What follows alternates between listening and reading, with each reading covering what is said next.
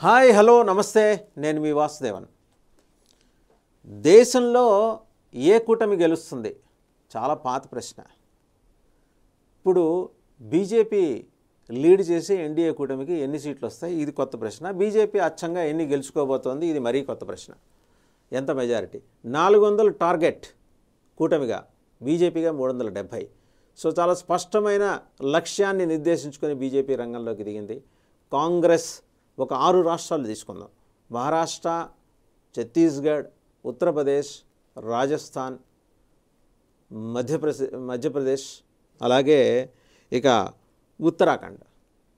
ఇలాంటి రాష్ట్రాలు కనుక తీసుకుంటే, అస్సాంతో సహా, ఇంకా అస్సాం, హర్యానా కూడా తీసుకుంటే, పంజాబ్, హర్యానా కూడా తీసుకుంటే, బీజేపీ ఒక్కళ్ళొక్కళ్ళని ఎట్లా సటిల్గా నరుక్కుంటా వస్తుంది చూద్దాం. ఈ 6 రాష్ట్రాలు కనుక తీసుకుంటే బీజేపీకి కాంగ్రెస్కి మధ్య డైరెక్ట్గా 200 లోక్సభ స్థానాల్లో డైరెక్ట్ ఫైట్ ఉంటుంది. వేరే ఇంకెవరు లేరు అక్కడ, వేరే పార్టీలు లేవు.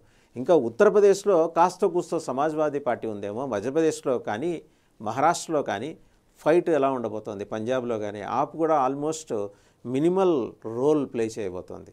సో ఒక్కళ్ళొక్కని ఎలా బీజేపీ అడ్రస్ చేసుకుంటూ వస్తుందంటే, ఇప్పుడు దీనివల్ల డైరెక్ట్ ఫైట్ 200 పార్లమెంట్ స్థానాల్లో, లోక్సభ స్థానాల్లో బీజేపీకి కాంగ్రెస్కి ఉంది.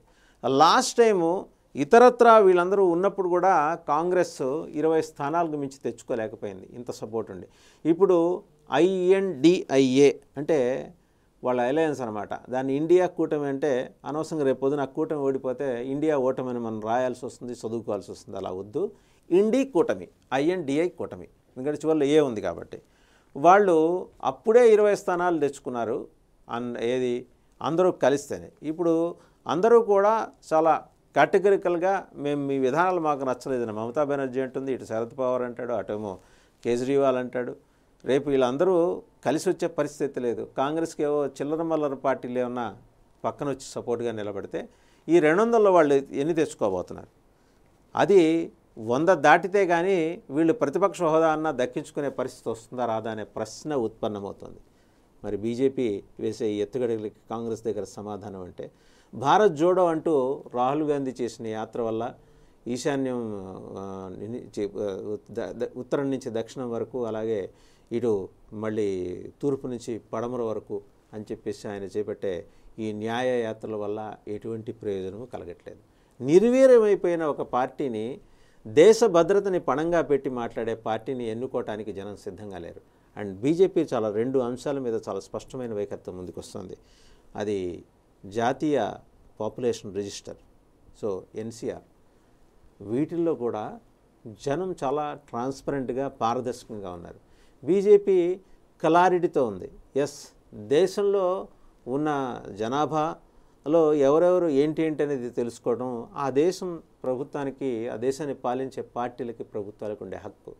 దాన్ని ఎవరు పెద్దగా వ్యతిరేకించాల్సిన అవసరం లేదు. ప్రత్యేకించి ఇస్లామిక్ పార్టీలు వ్యతిరేకిస్తున్నాయంటే దానికి కారణం ఏంటంటే, ఈ గణన జరిగేప్పుడు వేరే దేశాల నుంచి వచ్చి దొంగతనంగా దేశంలో దాక్కున్న, హైదరాబాద్ లాంటి ప్లేసెస్లో దాక్కున్న వాళ్ళ జాబితా అంతా బయటకు వస్తుందనే భయం.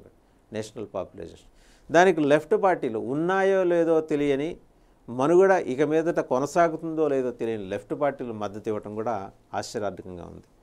చాలా జనాల్ని నివ్వెరపోయేలా చేస్తుంది. మరోపక్క రామ్ జన్మభూమి అయోధ్యలో రాముడి భవ్య మందిర నిర్మాణం తర్వాత ఆ వైబ్రేషన్స్ ఉత్తరాది మొత్తాన్ని ఒక తాటి మీదకి తీసుకొచ్చిన సందర్భాన్ని మనం చూడొచ్చు. అదే సందర్భంలో ఆ రోజు భవ్య మందిర నిర్మాణం జరిగిన తర్వాత ప్రారంభోత్సవానికి, శ్రీ బాలరాముడి విగ్రహ ప్రతిష్టా కార్యక్రమానికి మేము రామని నిర్ద్వందంగా చెప్పిన కాంగ్రెస్ పార్టీ హిందూ వ్యతిరేక ధోరణి కూడా హిందూ ఓటింగ్ని కన్సాలిడేట్ చేయడానికి పనికొస్తుంది.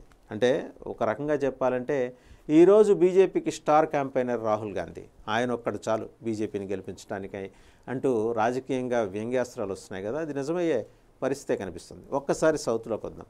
సౌత్లో బీజేపీకి ఉన్న బలం ఏంటి? కర్ణాటకలో 25 సీట్లు, అంటే 24 వారు నేరుగా గెలుచుకున్నారు, ఒక ఇండిపెండెంట్ మొత్తం అక్కడ. తర్వాత తెలంగాణలో 4, 29 మొత్తం. తమిళనాడు, కేరళ ఏమీ లేవు. అంటే ఇక్కడ 30 సీట్లు ఉంటే 60 సీట్లు టార్గెట్గా బీజేపీ పనిచేస్తుంది. రేపొద్దున తెలంగాణలో గెలుచుకుపోయే సీట్లు వాళ్ళకి అవసరం. ఇక ఆంధ్రప్రదేశ్ పొత్తుల గురించి కూడా చాలా రకరకాలుగా మనకి ఆంధ్ర అతి అని ఒక పత్రిక ఉంది. ఆ అతి పత్రికలో వారం వారం బాధాకృష్ణ గారు ఒకటి రాస్తుంటారు, ఉత్తపలుకని. ఆ ఉత్తపలుకులో వారు ఏం రాశారు, ఒక అనివార్యత బీజేపీని కంపెల్ చేసిందిట, చేసి తెలుగుదేశం అనే లాంటి ఒక గొప్ప మ్యాగ్నోనిమస్ పార్టీతోటి పొత్తు పెట్టుకునే దిశగా భారతీయ జనతా పార్టీని నడిపించిందిట.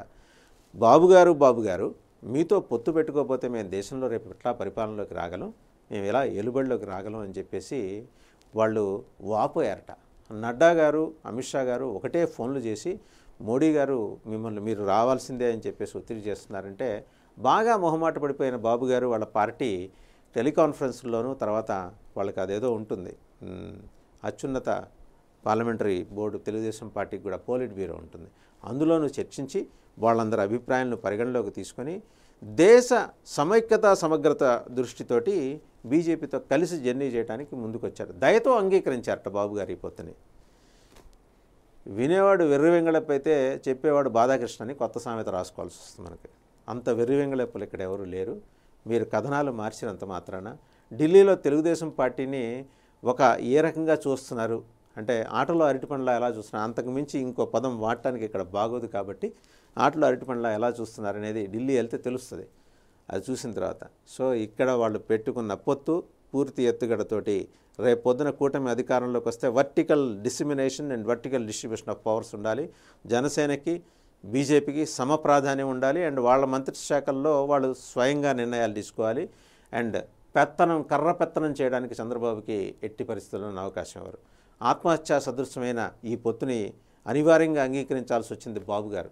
దాని మీద మళ్ళీ నెక్స్ట్ వీడియోలో మాట్లాడుకుందాం.